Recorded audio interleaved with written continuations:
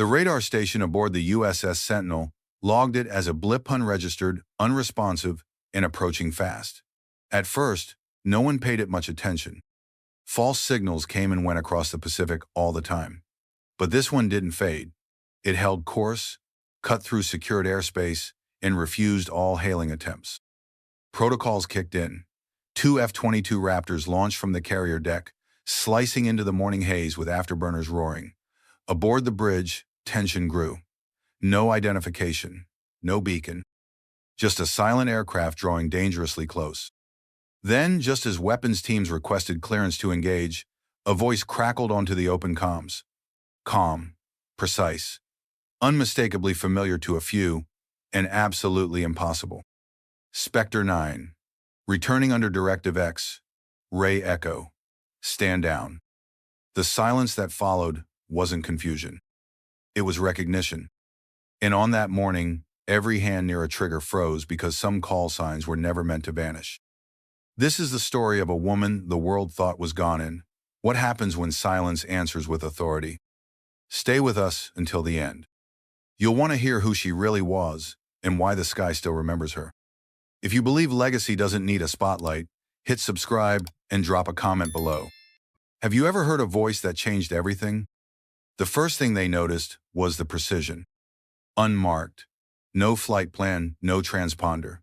The aircraft didn't announce itself, but it moved like it belonged, cutting a clean vector across the exclusion perimeter of the USS Sentinel, a Nimitz-class supercarrier stationed in classified waters for a readiness exercise.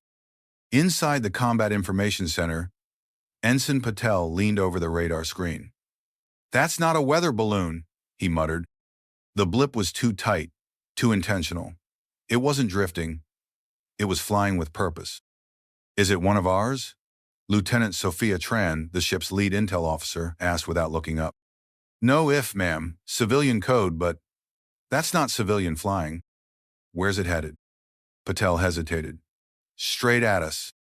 2 decks above, Captain Ray Holloway stood with arms folded, listening as reports streamed in over the comnet. Decades in naval aviation taught him how to tell the difference between reckless and calculated. This wasn't someone wandering off course. This was a message. "Scramble alert aircraft," he said calmly. "I want 2 Raptors in the sky." Yesterday, the F-22s launched in perfect symmetry, climbing fast into the gold-lit sky above the Pacific. Call signs, Falcon 1 and Falcon 2. Their pilots had drilled this intercept dozens of times. Routine. Track, warn, escort, or deter. The threat rarely turned out to be real. Lieutenant Mason Vale, Falcon 1, adjusted his visor as the aircraft gained altitude. "Control, confirmed target aircraft type." "Possibly a modified L-39 Albatros," came the reply. "Speed and profile match, but it's not squawking anything." Mason frowned. A Cold War-era trainer? That wasn't what he expected. And yet, it was holding a flawless formation textbook flying. Too clean for a mistake. He keyed his mic. "Unidentified aircraft, this is Navy Flight Falcon 1. You are approaching restricted airspace. Respond and divert immediately to heading 270. Nothing. No static, no crackle. Just silence. Back in the CIC, the tension grew. The blip was now within 30 nautical miles. Tran reviewed data from 2 other destroyers in the strike group. None had seen this aircraft on approach. It had appeared just inside the net. "Stealth?" "Negative," Patel replied. "It's not hiding, it's just already here, like it knew how to avoid every sweep until now." Captain Holloway turned to Tran. "Anything on deep records? Ghost flights? Retired assets reactivated?" She was already searching. Nothing that fits. But even as she said it, something gnawed at her. The flight path, the jet's profile. There was something familiar about it, something she couldn't name yet. In the sky, the Raptors closed distance. Mason banked into intercept position, lining up off the unknown jet's wing. From here he could see it clearly, nose-leak, worn, matte gray with black markings near the tail, partially sanded off. Someone had deliberately obscured the serials. He opened the channel again. "You are entering restricted airspace. This is your second warning. Comply, or we will be authorized to fire a warning shot." Still no reply. Falcon 2 broke silence. They've got to hear us. They're hearing us, Mason said flatly. They're just choosing not to answer. He stared at the cockpit canopy. Dark. No way to see the pilot, and yet, the plane hadn't wobbled once. Whoever was flying it had nerves of steel or knowledge no one should have. Back on the Sentinel, authorization requests were being routed through encrypted lines. Rules of engagement were being cited. Fingers hovered above launch switches. Then, just as the final clearance was about to be issued, the voice came through. It wasn't loud. It wasn't urgent. But it cut clean through every layer of static on every open frequency. Spectre 9, returning under Directive X-Ray Echo. Stand down. For half a second, no one moved. Then, in a single wave, everything changed. Because there were only 3 people alive who knew that call sign, and 2 of them were already on that ship. The silence that followed her transmission wasn't confusion, it was recognition. Inside the Sentinel's Combat Information Center, the hum of machines suddenly felt deafening. Officers froze mid-command. Fingers hovered over keyboards, suspended. A few eyes darted to Captain Holloway, others to Sophia Tran, who had gone rigid in her seat. Did she say? Spectre 9? Someone whispered. Holloway's jaw clenched. He didn't speak immediately. He didn't need to. The name alone had detonated something across the room that no missile could. Confirm that transmission, he ordered sharply.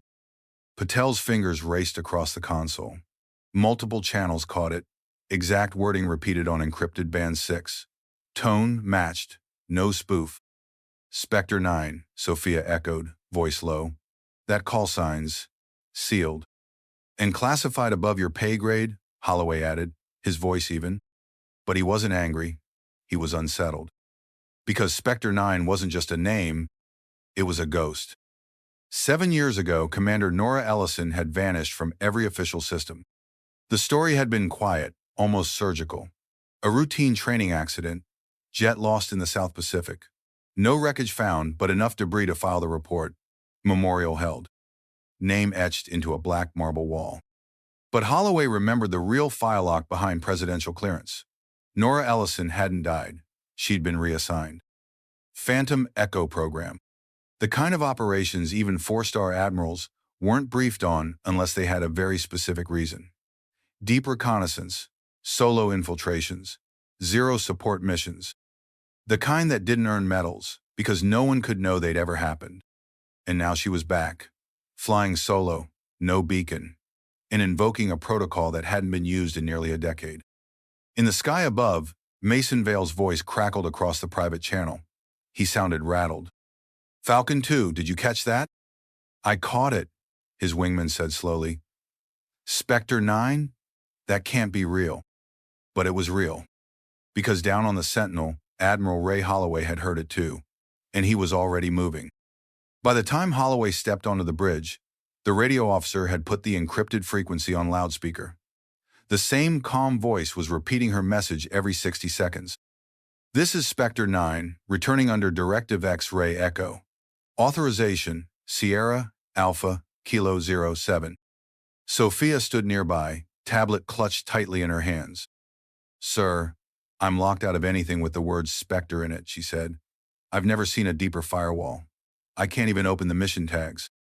You won't be able to, Holloway said, scanning the horizon through binoculars. Because those files don't exist. He lowered the glass just as the dot of the Albatross emerged in the distance, flanked by 2 Raptors now holding formation, not firing. She's not just flying a ghost designation, he said softly. She is the ghost. Down on the flight deck, crew members had begun to gather near the catwalks and safety rails, alerted by the unusual formation in the sky. A civilian trainer jet flying point between 2 Raptors wasn't something anyone had seen before. More than a few looked confused. Some those who'd served long enough looked uneasy. Chief Rosales, a 25-year deck veteran, stared up at the sky and exhaled slowly. I'll be damned, he muttered.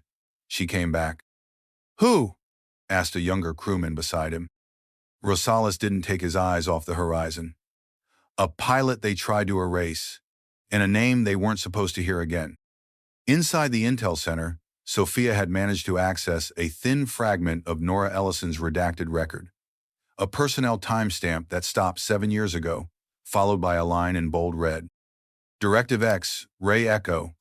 Any future contact to be honored with immediate tactical deference. No engagement permitted. Pentagon override code required to interfere. She stared at it, pulse racing. Tactical deference. This wasn't a warning. It was a return. And not a single person on that ship had authority to deny her. Because Spectre 9 wasn't just cleared to come home. She'd written the conditions under which she could. The Albatross drew closer, its silhouette sharp against the morning sky, framed between the F-22s flying honor guard, not intercept. On the bridge of the Sentinel, Captain Holloway watched it with the stillness of a man who'd seen too much to trust easy answers. He'd been there when Nora Ellison was declared presumed dead. He'd signed the report under orders, under silence. Not because he believed it, but because he knew better than to ask questions when a pilot's name was swallowed by black ink. And yet, here she was. Alive, flying, returning not with vengeance, but with purpose. Is that really her? Sophia Tran asked quietly, her voice betraying awe more than fear. Holloway nodded once. There were only 12 pilots ever cleared for Phantom Echo. Ellison was the last one operational, and the only one who never failed an insertion. But she, Sophia stopped. Sir, what happened to her? Holloway didn't answer at first. He was watching the formation out the bridge glass, jaw set. She completed something no one else would touch. Mission code name, Ember Gate. It was supposed to be her last, the day she vanished. Why fake her death? To keep the world balanced.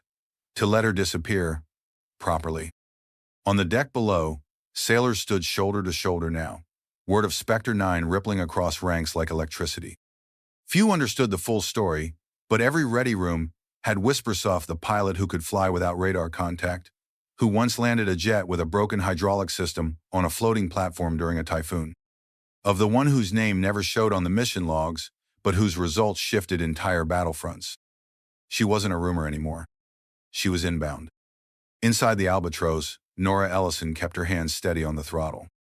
Her eyes remained fixed, but her mind wandered just slightly as the Sentinel came into view. The last time she'd seen it, she was bleeding from the side, co-piloting a burning aircraft full of recon footage and 2 barely conscious Marines. That landing had nearly torn the carrier apart. But it bought time enough to stop what would have been a regional war. And afterward, they didn't celebrate her. They didn't debrief her. They buried her. Because that was the deal. Fly the impossible, save the mission, then vanish. Now, after 7 years of shadow work missions over skies with no names, landings on airfields that didn't exist, clearances that went above the Pentagon, Nora had been summoned back. Not to receive honors. To stop something. She'd picked up the signal 3 weeks earlier, subtle changes in encrypted comms, behavior patterns that mirrored a past infiltration. Someone on board the Sentinel was leaking. Someone high, someone dangerous. And if she was right, this wasn't just a breach. It was a prelude. The Pentagon hadn't sent her as a guest. They'd sent her as a firewall. Her comm lit up again. It was Mason Vale, voice steady now but curious. Spectre 9, this is Falcon 1. Carrier is readying deck for arrival. Flight ops are being suspended in your approach corridor. Nora didn't respond right away. Then, acknowledged Falcon 1. Maintain escort until final flare. And tell your CO. A pause. Then a slight smile behind her tone. He keeps the deck cleaner than he used to. Mason blinked inside his cockpit. Wait, what? But Holloway heard it on the bridge. And for the first time in hours, the corner of his mouth lifted. She remembered. The carrier cleared her a priority landing past something, reserved for heads of state or airborne emergencies. But no one objected. Not when the one returning had once been both. The flight deck slowed to stillness. Deck crew stood motionless, eyes fixed on the horizon. Officers lined the rails in silence. There were no bagpipes, no flags. Just wind, metal, and the sky waiting. As the Albatross descended, tail markings barely visible through the dust of field missions and sandstorms, the only clear symbol was this. The faint, black, stenciled code behind the rear cockpit. S9, Echo. Spectre 9 had come home. not for closure, but for the storm that was still coming. Sophia Tran stared at the encrypted file fragment on her tablet, blinking as the override warning flashed again. Assess the need, presidential clearance required. She had never seen that before. Not once, not even during forward ops simulations. She wasn't supposed to. No one on this ship was. But something deeper chilled her. A timestamp had just updated live signal recognized. Spectre 9 active. Not archived. Not historical. Active. Right now. Her fingers hovered over the interface, unsure whether to keep digging or alert the bridge again. Then the final line of the file lit up. If Directive X-Ray Echo is invoked in open airspace, all onboard command structures are to temporarily yield tactical control. Do not question it. She will not announce twice. Captain Holloway stood in the upper bridge hatch, watching as the L-39 circled once before lining up on final approach. He didn't say a word. But he didn't need to. Everything about the posture of the F-22s, how tightly they held the formation, how silently they followed told him exactly what they were feeling. Respect, confusion, and a deep, subconscious recognition that the woman they were escorting wasn't just another ghost from the archives. She was the archive. On the deck, the landing crew moved into place. But this wasn't normal procedure. Their movements were sharper, cleaner, not because of training, but reverence. Half of them didn't even know who she was. But they felt it. The jet was different. The energy around it was different. Chief Rosales adjusted his goggles as the Albatross touched down with surgical precision, tailhook catching the arresting cable like it had been choreographed. The jet rolled to a gentle stop and sat there, the engines idling down. The canopy remained closed for a moment longer than expected. Then it lifted. The wind tugged gently at Nora's flight suit as she stood up in the cockpit, helmet still on. For a beat, no one moved. Then a voice called from below. "Clear deck, ma'am." She nodded once, then climbed down the side ladder. Two senior crewmen met her at the bottom, standing at attention. Their faces said they didn't know exactly who she was, but they knew they shouldn't speak first. She removed her helmet, and in that instant, recognition didn't come as a burst. It came as a wave. Mason Vale stepped out from his Raptor, stunned into stillness as he saw her clearly for the first time. The same woman he'd heard of in scattered whispers back at Top Gun, always referred to in code, never name. She looked older than the stories made her sound. Worn, sharp, focused, and completely unshaken. He approached slowly, unsure whether he should speak. She noticed, gave him a small nod. "You flew well, Lieutenant. Tight work, seamless formation." You saw that?" "I never stopped watching." His jaw tightened, unsure whether he'd been complimented or marked. She turned her gaze to the deck, to the sea of uniforms now surrounding her in silent semicircle. "You don't have to salute," she said calmly. "I'm not back under rank." Still, a few did. Not because they were told to, because they needed to. Sophia arrived from the bridge, tablet clutched tightly, breath caught somewhere between protocol and disbelief. She stepped forward with caution, then addressed Holloway without taking her eyes off Nora. "Sir, that file, it was live. She still has authorization complete tactical override under X-Ray Echo." Holloway nodded slowly. "She's not here as a passenger," he murmured. "She's here on assignment." Sophia looked to Nora, who had heard every word but offered nothing in response. That was her way. She didn't arrive to explain. She arrived to finish what others couldn't start. Admiral Holloway stepped forward, finally breaking the quiet tension between all ranks. His voice was low, but deliberate. "Commander Ellison, welcome back to the Sentinel." Nora met his eyes, steady. There was a flicker of something in her face, not gratitude, not nostalgia. Just focus. "Permission to operate under my own authority," she said. "You don't need to ask," he replied. Then, turning to the crew around her, Holloway spoke clearly. "For the next 48 hours, operational control regarding onboard internal threat assessments is under Spectre 9. No one questioned it. Because even without the uniform, Nora Ellison wore the kind of authority that didn't need insignia. It was earned. Etched into radar trails, encrypted missions, and the eyes of the people who'd survived because she had once flown overhead. And now she was back. Not as a myth. As a firewall. Nora moved through the Sentinel like a shadow the ship hadn't expected to see again. Her steps were quiet, deliberate, not rushed, not cautious. Just familiers, though every inch of steel beneath her boots still remembered her weight, and the air still knew how to adjust when she walked through it. She wasn't wearing a rank. Her flight suit bore no unit patch.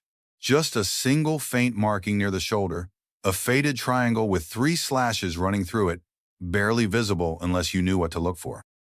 Sophia Tran walked beside her in silence, eyes flicking between hallways and passing crew, who all stared but said nothing. Some glanced at the insignia. Most looked at her face. But a few froze for a moment longer than the rest. They recognized her. Or maybe they recognized what her presence meant. Because some ghosts don't haunt places.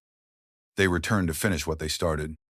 Down in the operations bay, Lieutenant Mason Vale sat at a console reviewing flight logs, but he wasn't reading them. He was thinking about her Spectre Nine. She hadn't said much when she landed, just a few words about formation, a subtle nod to his flying. But there was something in her tone that had stuck with him. It wasn't compliment. It was confirmation.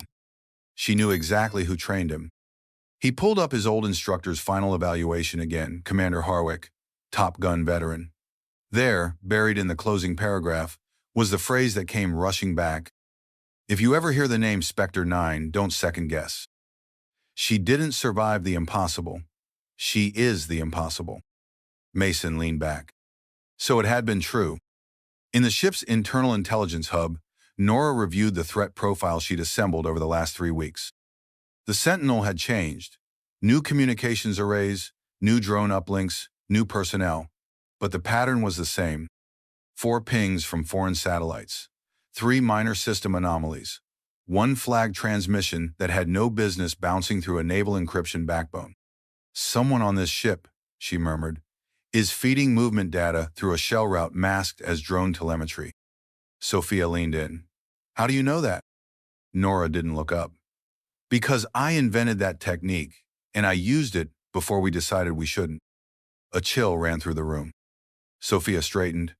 Any idea who's behind it? Not yet, Nora said, but I have a method. She tapped her tablet, pulling up a list of personnel with access to signal routing architecture. 7 names. She stared at them a moment longer. Then, I want to speak to the systems chief, alone.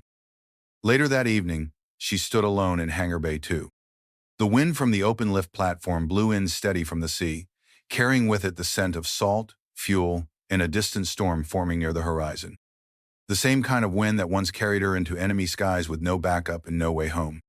She'd forgotten how still a carrier could be right before the storm. That's when she heard boots approaching from behind, measured, confident. She turned slightly. Mason Vale stood there. No helmet, no armor. Just his flight jacket and the same uncertain fire in his eyes. I was 11 when I first heard your name, he said. Nora didn't respond. My older brother flew recon with a squadron out of Kadena. Got shot down. You pulled him out. He never told us who saved him. But the way he described the flight low, impossible angle, no comms, it had to be you. She turned fully now. And for a moment, Mason wasn't a lieutenant anymore. He was just a kid trying to understand how a ghost became real. Nora held his gaze. He was pinned behind a ridge, had less than 3 minutes of cover left. I was never supposed to be there. But you were. I never left, she said. I just changed altitudes. They stood in silence for a beat. Then Mason spoke again, quietly. Why come back now? Nora looked back toward the sea. Her voice was steady. Because something's wrong on this ship. And when you've flown this long, you can feel turbulence before the others smell it. Above them, the storm line thickened across the horizon. And inside the ship, the list of names on Nora's screen began to narrow. Someone had triggered a trace packet. Someone knew she was watching. And Spectre Nine never watched without striking next. The Sentinel was a city of metal and signal, its corridors pulsing with the lifeblood of thousands of routines, radar sweeps, weapons checks, drone diagnostics, flight briefings. But beneath that surface, another rhythm had begun. A quieter one. One that moved with the return of Spectre Nine. Nora Ellison stood in a lower-level systems access room, a place most officers didn't even know existed. It had no windows, no name on the door. Just layered firewalls, stacked encryptions, and a cold hum of power in the floor. Opposite her sat Chief Warrant Officer Dax Irwin, systems lead for the Sentinel's comm routing architecture.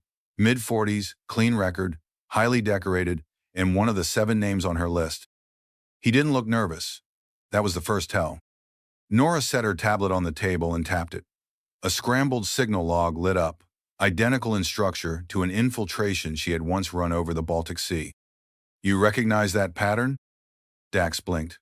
No, ma'am. Should I? You should. You designed it 6 years ago, before you got assigned here. He hesitated for just a second, then recovered. That's classified. Not to me. She leaned in slightly. Her tone never rose, but the temperature in the room seemed to drop. There's a back channel in the Sentinel's data node, built on a defunct drone relay. You left it open. 5 weeks ago it started transmitting. He narrowed his eyes. That doesn't mean I'm the one. Nora tapped again. Another screen. Encrypted logs decoded. Receivers located near Guangzhou.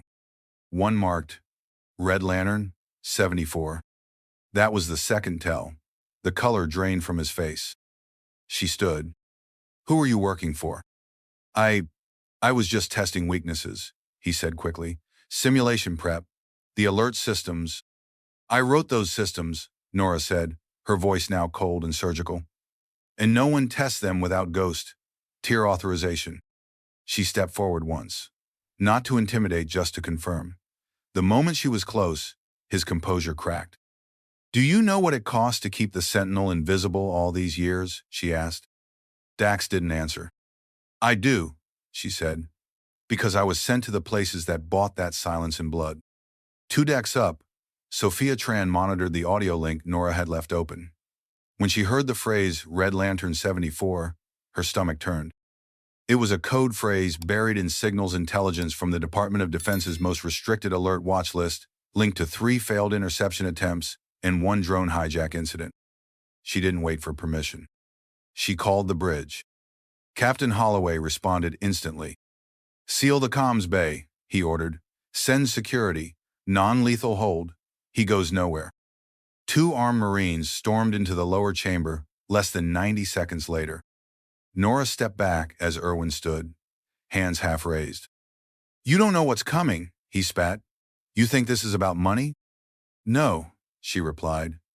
I think this is about forgetting who watches the sky.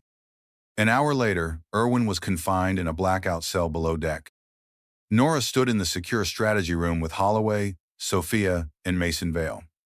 The room had gone quiet after her debrief. The intel was worse than they'd feared. The leak had already spread.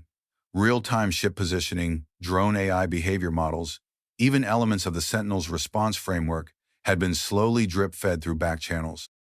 Someone had been building a picture preparing for something. Why didn't they just strike?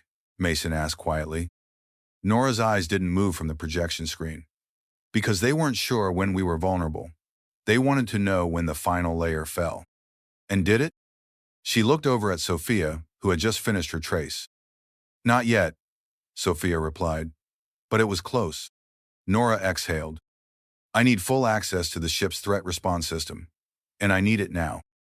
Holloway didn't hesitate. Granted. For the next 6 hours, Nora worked in silence.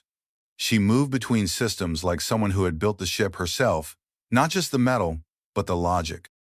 She rewrote routing protocols, rebalanced surveillance feedback loops, and installed an analog layer failsafe that hadn't been used in years. Sophia watched her with quiet awe. You're rewriting the Sentinel's immune system. No, Nora said. I'm making sure if they ever come back, the ship doesn't ask permission to fight.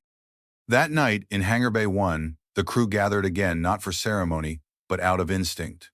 Word had spread. The breach had been stopped. The traitor identified.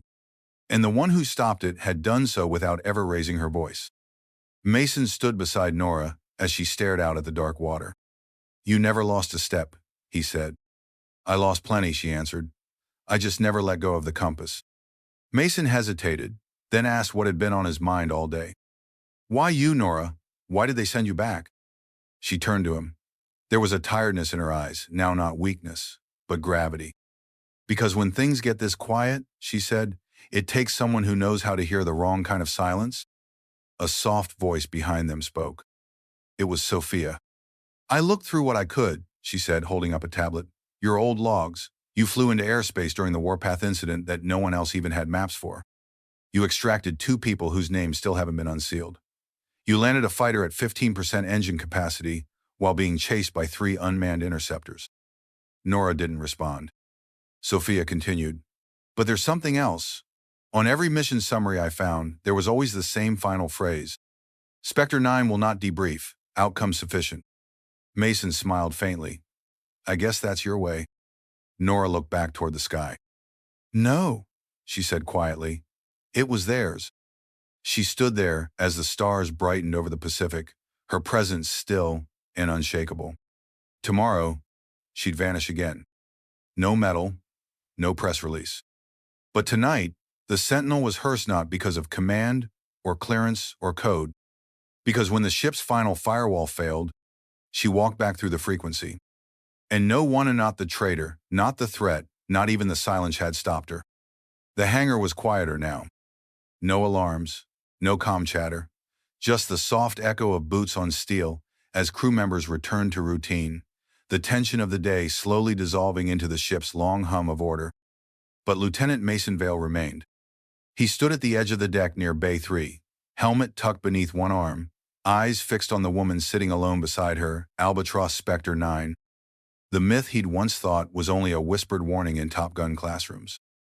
He approached slowly, footsteps deliberately audible. I heard you never came back from Ember Gate, he said.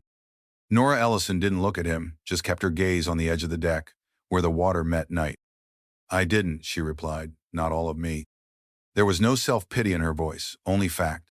Mason sat down a few feet away, cross-legged like a junior pilot during ground school. You knew my brother, he said.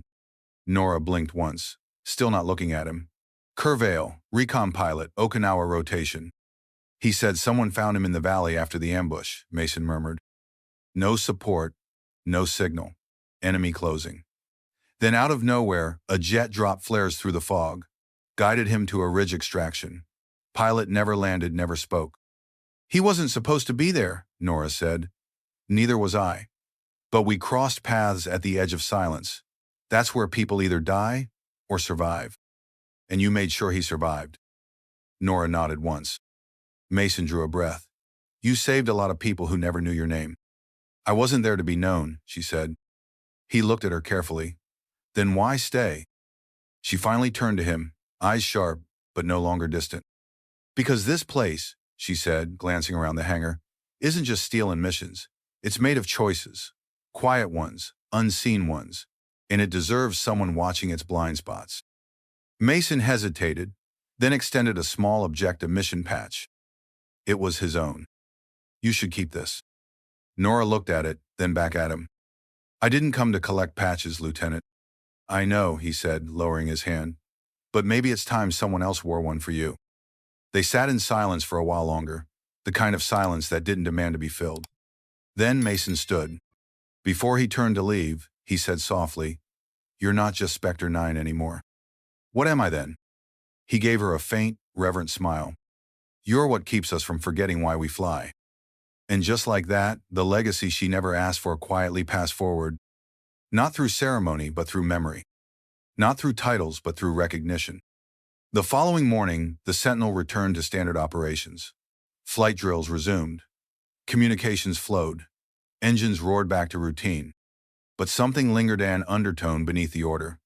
A presence no longer hidden, but not entirely visible either. Nora Ellison stood on the upper catwalk overlooking the flight deck, her flight suit zipped to the collar, helmet tucked under her arm. No one escorted her. No announcement was made. And yet, as she moved toward her Albatross, crew members along the way stood a little straighter. Not saluting, not speaking, just acknowledging. She passed Sophia Tran near the combat center. Sophia simply nodded, eyes locked for a beat that said more than words ever could. In the hangar below, Mason Vale watched in silence as she performed one final pre-flight check. His hands rested on the rail. He didn't call out. He knew she could hear everything she needed. Before she climbed into the cockpit, Nora paused. There, Bolted quietly near the deck elevator was a new plaque. No ceremony, no paint, just engraved steel. To the ones who never returned, but always watched our 6. Ghost Protocol, S9. She let her hand rest on it for a moment. Then she climbed into her jet. The Albatross lifted off moments later, flanked unofficially by 2 Raptors rising in escort. Not by order, by instinct. As the jet vanished into the blue, a young crewman leaned toward Chief Rosales on deck. Will she be back? The old chief didn't hesitate. She never left. Because some pilots don't need airspace clearance. They are the clearance. And some voices don't fade from the frequency. They become it. The Sentinel would move on. But it would never forget. Because once, in a moment of silence, the sky remembered her name. Some voices don't need rank, ceremony, or applause. They speak through action, through sacrifice, through presence. Nora Ellison's story reminds us that true leadership often happens in silence when no one is watching, when recognition isn't guaranteed, and when doing the right thing costs more than we can afford. She didn't return to reclaim glory. She returned because someone had to stand watch when others couldn't see the storm coming. That's the essence of servicitoing the invisible, so others can remain safe even unaware. In a world obsessed with noise and validation, Spectre 9 teaches us that dignity lives in consistency, in remembering why we began, and in protecting what matters 7 if no one remembers our name. If you believe legends aren't born from spotlight, but from conviction, then this story was for you. Tap the subscribe button so you don't miss the next voice the sky remembers. And tell us in the comments what part of this story struck you the most. Have you ever known someone who led quietly, without asking for praise? Let's honor those who fly behind the scenes, because sometimes the most powerful frequency is the one that never needed permission to speak.